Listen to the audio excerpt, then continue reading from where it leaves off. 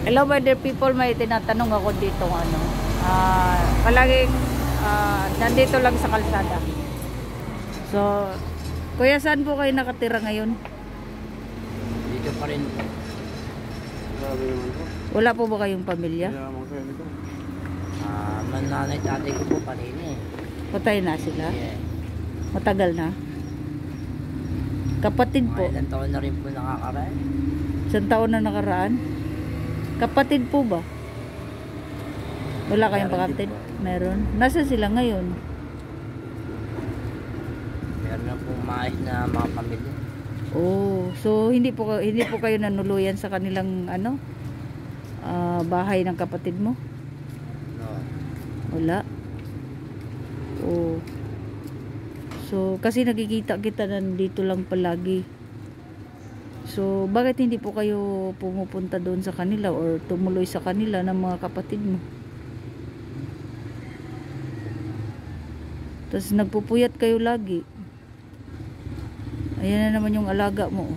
Alaga mo yan? Yeah. Oh. Matagal na po kayo ditong nanirahan sa Tumana? 37. 37 years? Wala po kayong misis? Single. Single ka po talaga? Anong dahilan po, matanong ko lang ha, anong dahilan po na kung bakit ano, nandito lang kayo sa kalsada naglalakad-lakad? Hindi po kayo naghanap buhay gano'n ng maayos? Ano pong dahilan?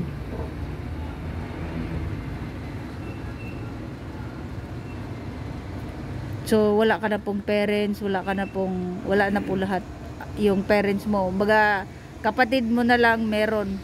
Saan po sila ngayon?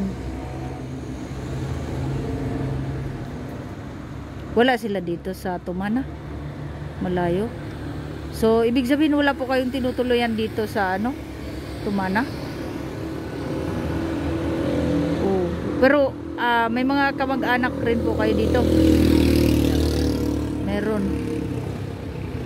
O, yung patungkol dun sa pagkain mo, saan ka kumukuha ng pagkain mo? Yung pagkain mo ba? So kahit saan lang, parang nanghihingi ka lang. Ilan na po edad mo, kuya? 43? So ibig sabihin matanda pa ako sa'yo. Opo, kasi edad ko ngayon na 48 na.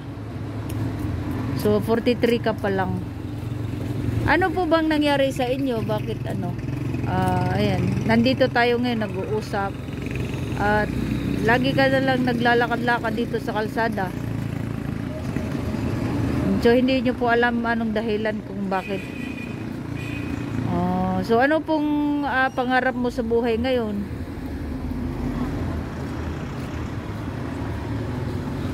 Kuya, nalulungkat ikaw? So may mga pangarap ka sa buhay o wala lang? Gusto mo lang talagang ano, mag-enjoy dito, palakad-lakad sa kalsada. Pero kilala ka ng mga kamag-anak mo dito?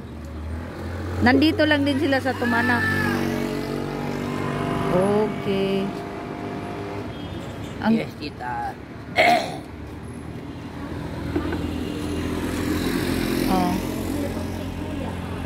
Ba't parang nalulungkot po kayo? So ito my dear people, so tinatanong ko lang si kuya, dito kami. Ito yung tinatrabahoan ko, so nandito kasi siya palagi nakatambay. So hindi ko alam kung saan talaga siya tumutuloy. So ayan, kaming dalawa dito magkatabi lang. Ayan ha. So ayan, naaawa naman ako sa kanya, kaso lang wala akong maitulong kung ano rin gagawin, kaya tinatanong ko siya kung anong mga plano niya sa buhay niya. Di ba, kuya? So wala ka ng plano na maging maayos ang buhay mo? Ay mag-aaral. Ha? Mag-aaral? Hindi pala, hindi. Hindi na. So ganito na lang buhay mong gusto. Kape mo muna. Inom ka muna.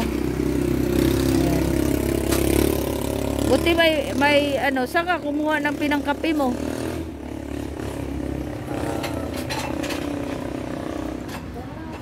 Kasi nakalagay ka dyan sa machine. May machine po kasi dito na lalagyan lang 5 piso para makapagkape. Ayan. So, saan po ikaw kumuha ng pinangkape mo? Humingi ka po? Oh, I see. Di bale, pagka bibigyan kita. Saan ka kumakain? Dito rin. Ha? Dito rin. Dito rin, kahit saan lang din. Kung may magbigay, ganun. Okay. So, ibig sabihin, wala ka talagang tinutuluyan ng sariling bahay. Ano po pangalan nyo, kuya? Marcos del Rosario. Ha? Marcos del Rosario. Marcos del Rosario. Ang ganda ng pangalan nyo po. No? So, mga del Rosario po kayo. So, maraming del Rosario nga na nakilala ko rin. Di ko lang alam kung kamag-anak ko rin. Okay. Yan po. So, hindi po kayo natutulog yata, ano? Saan kayo natutulog dito?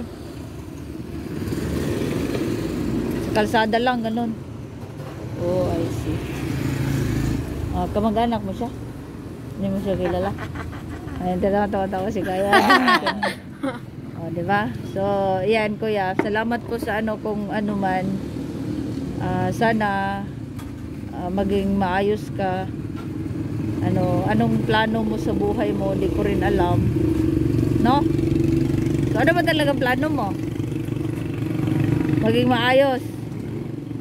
Anong gagawin mo dapat? Anong gusto mo pag nakapag-ayos ka? Anong gusto mo? Magtatrabaho ka? Tatrabaho Anong ka? trabaho? Ayan si girl din nagtatanong din kasi oy. Dumura pala siya doon. Anong gusto mo? Pag maging maayos ang buhay mo, anong trabaho na gusto mong pasukin? Magka-construction ka? No. Ano? Construction? Crystal actor. Construction. Ha? Ay, construction pala ako sa. Construction? Pero nakapag-aral ka? Yes. Anong grade? Hanggang anong grade? 3. Grade 3? Maayos na. Sige po.